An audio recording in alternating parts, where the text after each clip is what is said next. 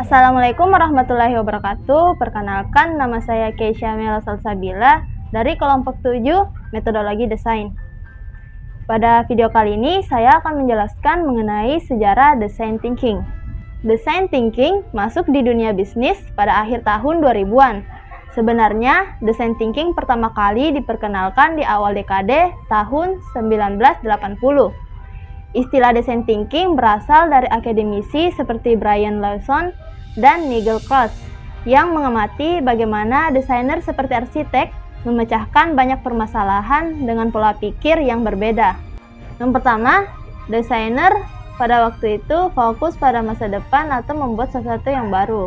Dengan kata lain, mereka mengkolaborasikan solusi yang sudah ada. Dari sini, para akademisi menyimpulkan pola pikir para desainer ini lebih cocok memecahkan permasalahan di zaman modern yang sifatnya lebih kompleks, ambigu, dan dinamis.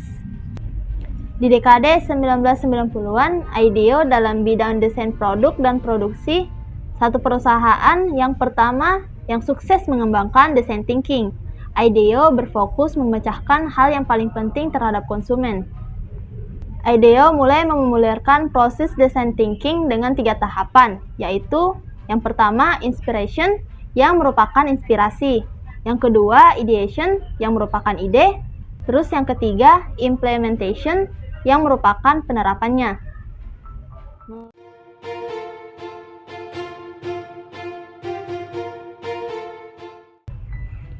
Tahapan-tahapan design thinking yang kami aplikasikan dalam proyek desain kami. Yang pertama adalah empathize.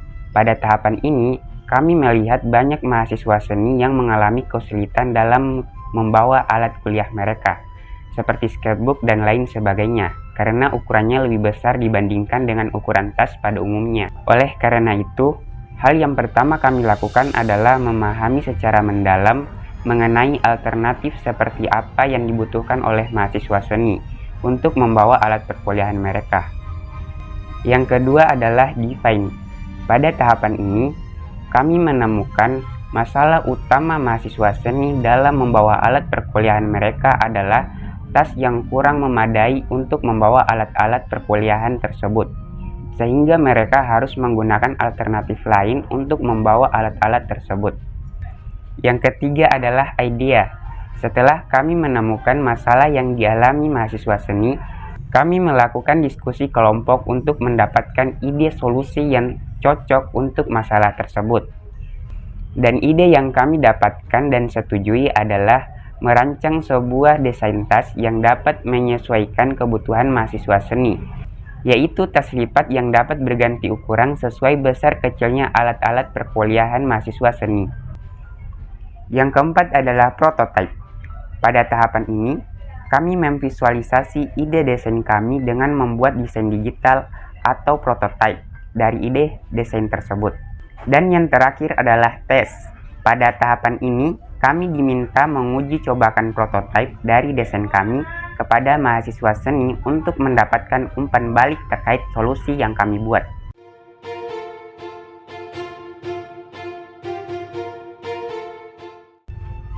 Mengapa kita harus memakai design thinking? Jadi, design thinking menjadi metode inovasi yang vital karena tidak hanya mengeluarkan kreativitas karyawan secara menyeluruh, tetapi juga merancang metodologi yang melawan kecenderungan manusia yang membatasi kreativitas dan proses inovasi. Melalui pendekatan riset kualitatif seperti wawancara, design thinking memungkinkan kita untuk menggali kebutuhan pelanggan yang tersembunyi, yang seringkali sulit diekspresikan dengan riset kuantitatif. Ini membuka pintu bagi inovasi radikal yang memenuhi kebutuhan yang sebenarnya dari pelanggan. Selain itu, dalam proses ideation, design thinking menggalakkan diskusi yang dinamis dan pengembangan prototipe yang sederhana. Hal ini bertujuan untuk mendorong eksperimen dan iterasi yang signifikan. Dengan memulai prototipe yang murah dan sederhana, kita memiliki fleksibilitas untuk melakukan perubahan berdasarkan pembelajaran yang didapat sepanjang proses. Dengan demikian, design thinking memungkinkan kita untuk tetap eksploratif dan terbuka terhadap ide-ide baru di setiap langkahnya. Secara keseluruhan, mekanisme yang terintegrasi dalam setiap tahapan design thinking didesain untuk memaksimalkan potensi kreatif setiap orang yang terlibat dalam proses inovasi. Dengan demikian, design thinking menjadi metode yang sangat berharga untuk menciptakan inovasi yang berdampak.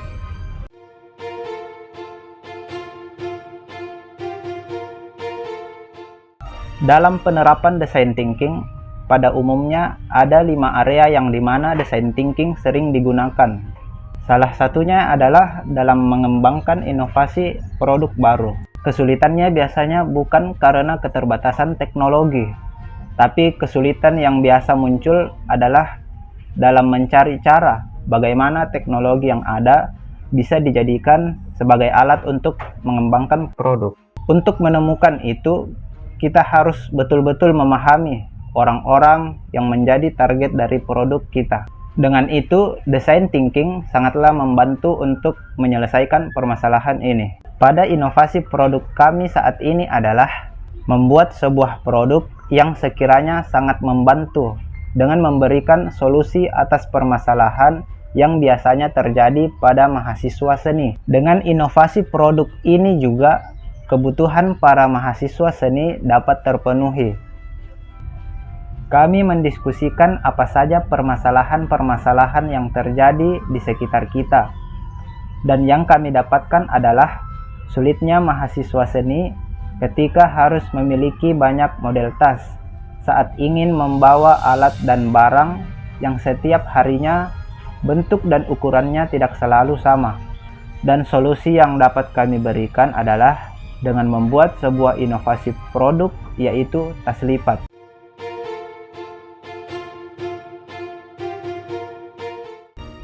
Apa saja hal yang bisa membuat design thinking tidak dijalankan dengan baik? Walaupun sebuah tim kelihatannya mampu menjalankan setiap tahapan design thinking, namun belum tentu mereka akan mampu mengatasi faktor ketidaknyamanan yang akan mereka rasakan ketika menjalankan design thinking. Dan satu-satunya obat adalah kepemimpinan Anda sebagai seorang leader. Apa sih ketidaknyamanan yang dimaksudkan ini? Ketidaknyamanan ini bukan sekedar karena tidak sekedar belum terbiasa dengan penerapan teknik design thinking ini, namun lebih dalam daripada itu. Ketidaknyamanan ini timbul karena design thinking ini menuntut mereka untuk menggunakan pola pikir atau cara pandang yang bisa jadi sangat berbeda dengan apa yang selama ini dibentuk oleh perusahaan-perusahaan Anda dengan mereka, atau bahkan dunia bisnis secara umum. Contoh umum yang sering terjadi pada karyawan di suatu perusahaan. Selama ini mereka diajarkan untuk berpikir objektif dan rasional, namun pada saat mereka melakukan empathize, malah merana ke arah personal dan subjektif dalam prosesnya. Dan saat ideation, mereka tidak boleh terburu-buru dalam mengunci solusi dan harus mengeksplorasi ide sebanyak mungkin terlebih dahulu. Dan inilah yang tidak nyaman bagi mereka yang terbiasa bergerak cepat, membuat keputusan cepat, atau seorang pemikir praktis dan realistis. Dan yang paling menantang adalah mereka harus membiasakan diri dengan merasakan apa yang selama ini mereka sangat hindari, yaitu kegagalan dan kesalahan.